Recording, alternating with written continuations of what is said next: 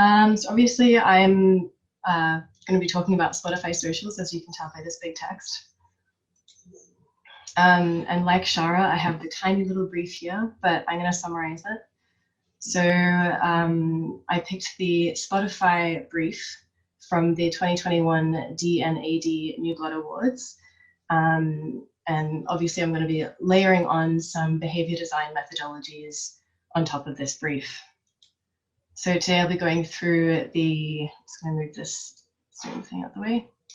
I'll be going through the asks, so the actual brief, my insights from the brief, the features that I chose to focus on that I think solved this brief, as well as the persuasive toolkit that I made use of.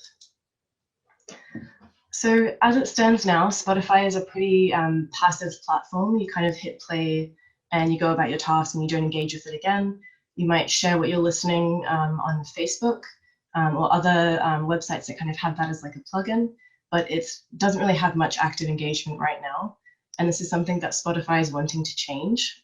So they're wanting to bring all of those users over back to their platform to be able to share content and to get people talking on it with like celebrities, like people who are posting on there, like their own like artists, as well as just users in general on a global scale. So the solution could be presented as either a desktop or a phone app. I went with a desktop app as I felt that it would, first of all, like help me hone in on my UX skills, as well as give me enough space to kind of play around with persuasive techniques as well.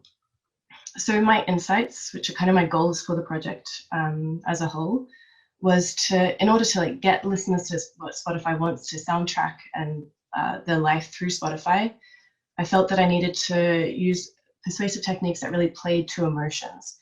As first of all, music is pretty personal and it's like sentimental. There's like a lot of weight attached to it, especially now with COVID. Everyone's really, really isolated, and Spotify should be the solution to facilitating connections.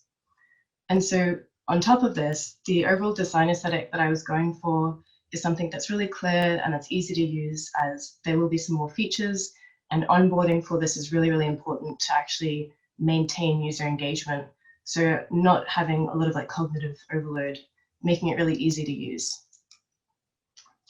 So the two features that I kind of focused on that I believe solve the problem that they presented. So the first one is share together, and the second one is listen together. So Share Together is a social feed. Think of it like a news feed that has trends, like trending posts. It allows users to post on this feed, whether it's just a bit of text or if it's an album that they're listening to or what they're currently playing. And they can really engage with one another, whether they're an artist or just a general user. And the second feature is listen together. So that is live listening. This was actually a point of like a suggestion that I got from my midterm from a classmate.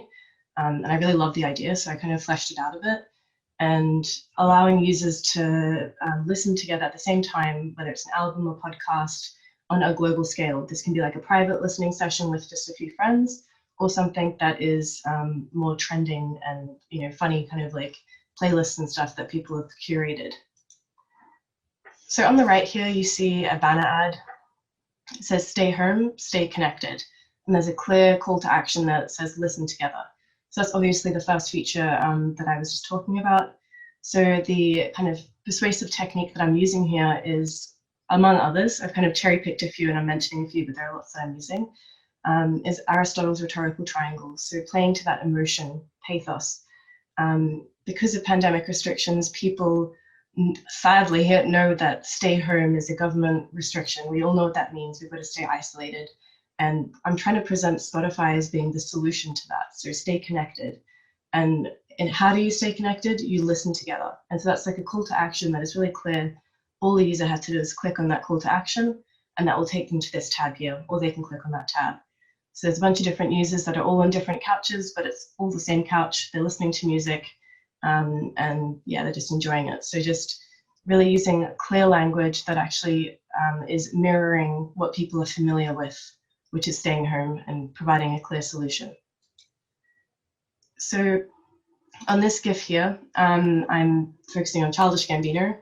and Drake. So two really, really prominent artists who both have significant following on Spotify. As you can see, Childish Gambino has 15 million monthly listeners.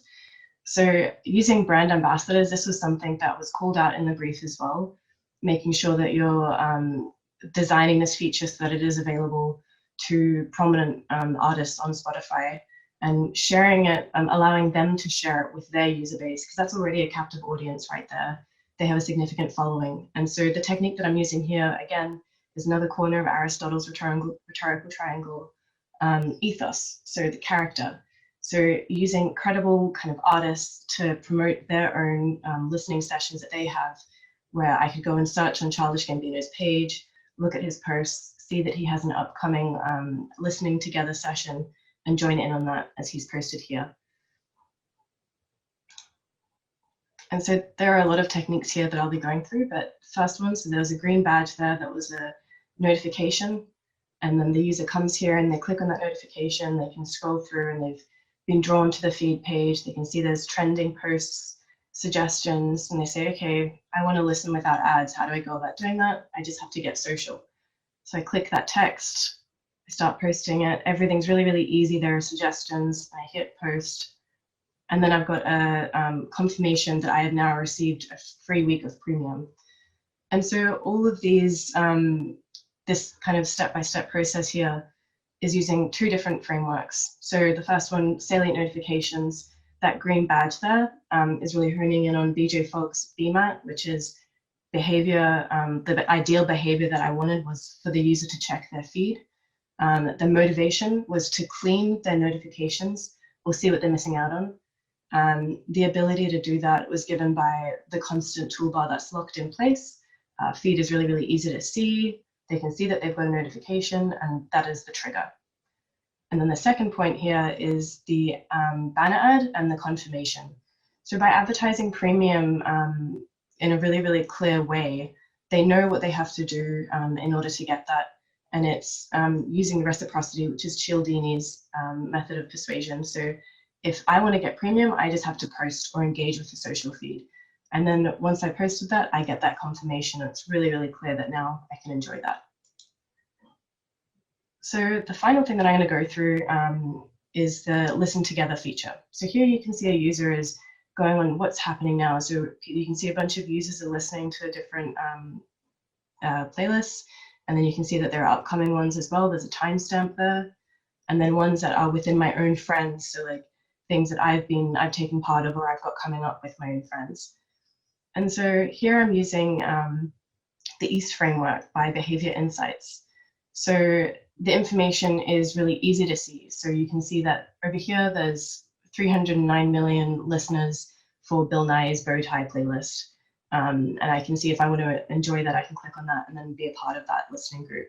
So information is relevant, it's right there, it's on the screen, it's overlaid on the card, as well as with the time. So I can see when I've got a Sister Sesh playlist coming up, and I can partake in that. The information is really, so it's attractive, it's salient. The information gets across really, really quickly. I know how many listeners there are, or I know when it's going to be if it's not actually happening right now. You have 2 more minutes, Mary. Okay. The very nature of this feature is obviously social, but by showing how many in the Now Listening tab, by showing how many listeners there actually are, it shows that there are many other users performing this desired behavior. And that's something that I would want to partake in because FOMO is real. And then here I'm engaging in the live Bill Nye Bow Tie playlist, and you can see that there are a bunch of comments, and it's a very social feature. The final one is, as I've already mentioned, is timely. So it's in the upcoming and the friends one, you can see that because they're not trending or they're not happening right now, they have a timestamp on them. So that's, I know when I need to engage in that particular behavior. And that implies an element of scarcity, like that's going to be happening at that time, so I've got to be there for that time, otherwise I'll miss it. So due to limitations on this slide, I've got 10 slides. This is the conclusion. So as you can see, I've used a bunch of different persuasive techniques to try and incentivize users to use two main features, listen together and share together, which I believe will get more engagement on Spotify and more social as well. So the floor is open. I will stop sharing my screen.